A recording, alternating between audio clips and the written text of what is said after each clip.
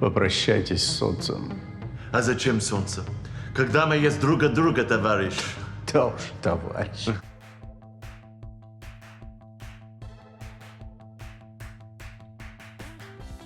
Number 10, Revenant Single, Kiowa, News of the World. It's always a tall order to act opposite Tom Hanks. Revenant Single did so at just 11 years old, and with a new arsenal of words under her belt. I don't understand. For her role as Joanna Leonberger in News of the World, the German actress learned the native language of the Oklahoman Kiowa people. Zengel studied exhaustively with a tribe elder in order to deliver lines that were written almost entirely in tribal speech. Well, I did start to learn it 3 weeks before the movie started, so that was really fun, and also it was important for me to respect the culture and to really learn the culture. She also gained knowledge of the people's physical mannerisms and culture, along with a heartwarming friendship with her teacher. Paul Greengrass's Western received multiple accolades, including a Golden Globe nom for Zengel's performance.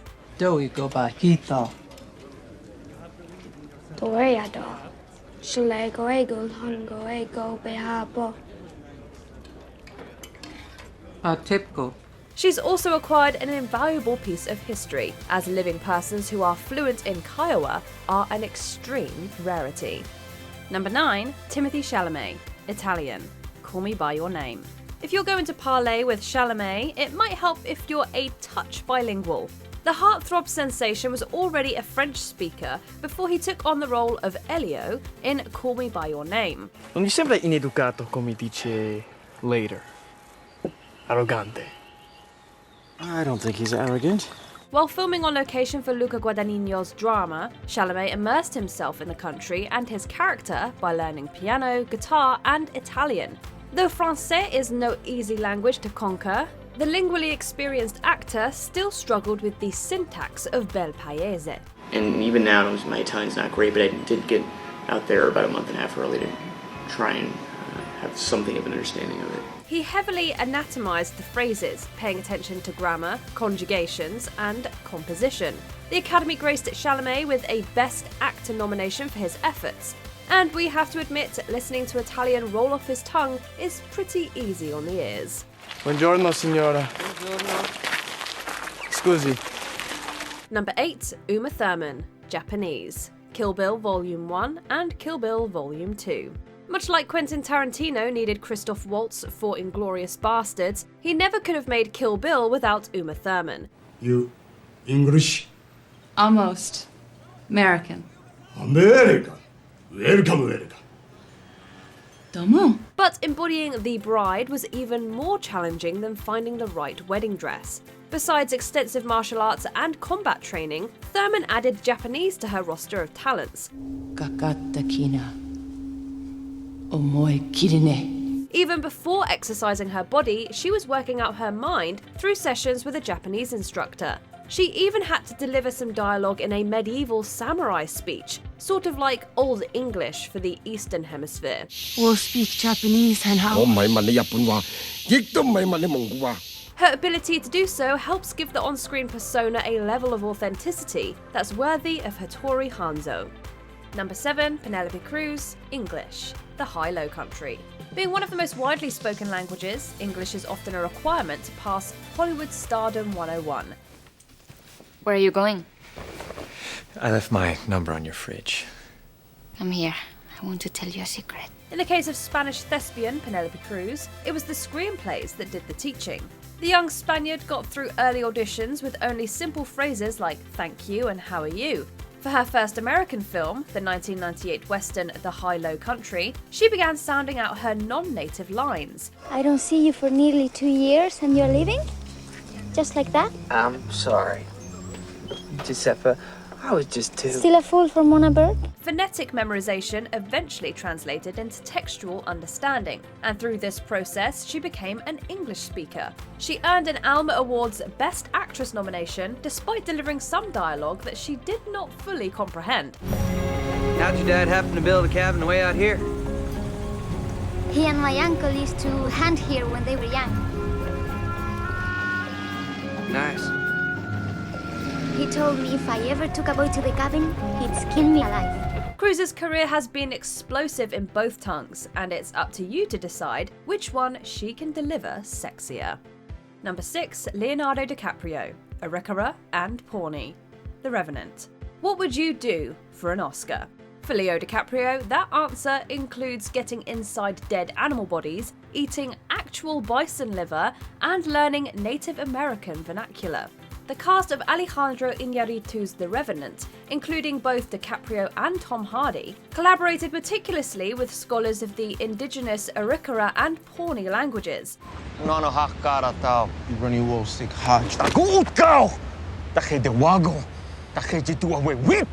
Leo displayed great natural talent for mimicking the sounds and speech patterns of the dialect, and he greatly served Iñárritu's pursuit for cultural accuracy.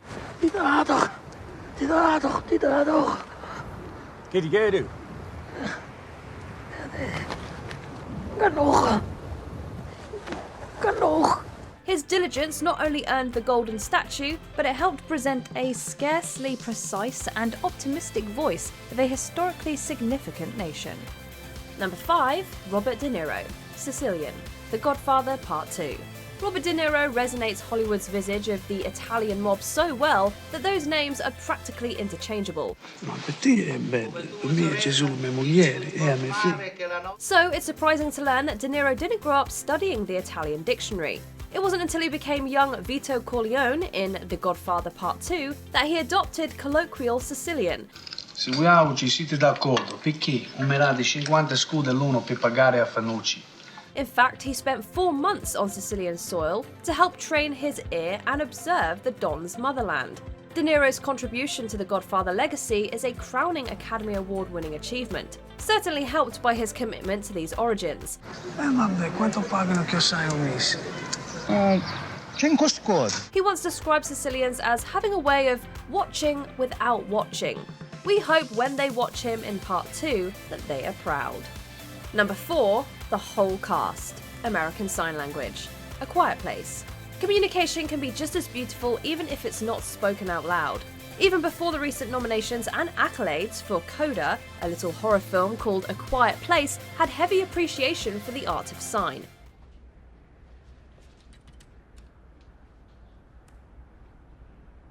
In a world amassed with acutely sound-sensitive aliens, knowing American Sign Language puts you ahead of the evolutionary curve. Director/star John Krasinski insisted on casting a deaf actress for the role, and with Millicent Simmons booking the part of his daughter, he ensured that all cast and crew members learned ASL. So I had to learn to communicate with her. So that was really great, and that kind of bonded our friendship even closer. Not only did this serve as a transformative acting experience, but also the collective understanding of an altered lifestyle influenced camera and editing techniques. Not only did this immersion elevate the movie's intensity, but it also respectfully saluted the deaf community and the uniqueness of survival with heightened senses as well. Number 3, Viggo Mortensen, Elvish, the Lord of the Rings franchise. This handsome king of men is a true Renaissance Dunedain. Siberia farhun, amar nanededoras. Aragorn, Nedin Dagor, hen urir otari. Natha Dagathire. Then I shall die as one of them. He's an actor, poet, painter, we could go on. And he can articulate several lingos. He grew up with Spanish and has appropriated French, Danish, and Arabic to his repertoire for various roles. For Aragorn in the Lord of the Rings trilogy, Mortensen confronted J.R.R. Tolkien's invented tongue of Elvish.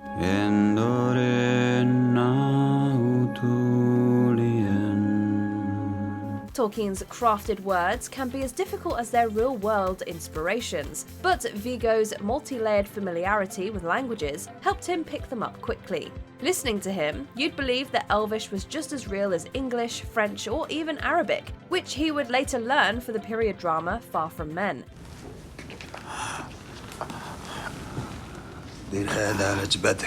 So, which language should he sing us to sleep in? Number 2, Michelle Yeoh, Mandarin and Burmese, Crouching Tiger, Hidden Dragon, and The Lady. Michelle Yeoh is just all kinds of cool. from doing her own stunt work in action flicks to a multi-layered ice queen in Crazy Rich Asians. This artiste of many talents commands every scene she's featured in. For Ang Lee's operatic Crouching Tiger, Hidden Dragon, she extended her vocabulary from English, Malay, and Cantonese to Mandarin. 这么沉，剑不就是片薄铁吗？沉的是剑柄，剑身倒也不是薄铁。剑走轻灵，兵器里它算是最轻的。你没摸过兵器就觉得它沉。 With the help of Mandarin-speaking crew and the patience of a disciplined warrior, she performed vocal acrobatics to phonetically piece together her lines and translations. 我也想过平静的日子，真不知道该怎么帮你。 She would later tackle Burmese in the 2011 biography, The Lady. Not only did she dissect her dialogue's meaning, but also its appropriate moments of exclamatory emphasis and dramatic pause.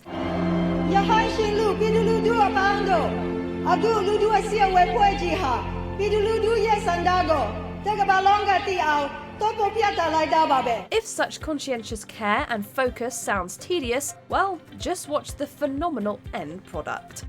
Number 1, Meryl Streep, German and Polish. Sophie's choice. Meryl Streep's talent is legendary, and it's particularly because of her inhuman ability to disappear into her characters. It's reasonable to think she considers the adoption of a new language just part of the job description. I didn't really think about getting an accent, but I really wanted to speak Polish, and I thought if I learned to speak Polish, then the diphthongs and the sounds of that language would be in my mouth. In this case, she learned too. To personify Zofia, or Sophie Zawistowski in Sophie's Choice, she began studying Polish to make sure that she got the accent right. I knew that Christ had turned his face away from me, and that only a Jesus who no longer cared for me could kill those people that I loved. When director Alan J. Pakula reportedly changed some of her lines to German and Polish impromptu, she secured knowledge of each to enhance veracity. Not only was this attempt for extra credit demanding, but she's admitted that it was a monumental new way to understand her character. Streep's dedication paid off, as Sophie's Choice is widely regarded as one of her greatest acting achievements. Wollen Sie mir sagen, dass ich wählen muss? Do you agree with our picks? Check out this other recent clip from Ms. Mojo. And be sure to subscribe and ring the bell to be notified about our latest videos.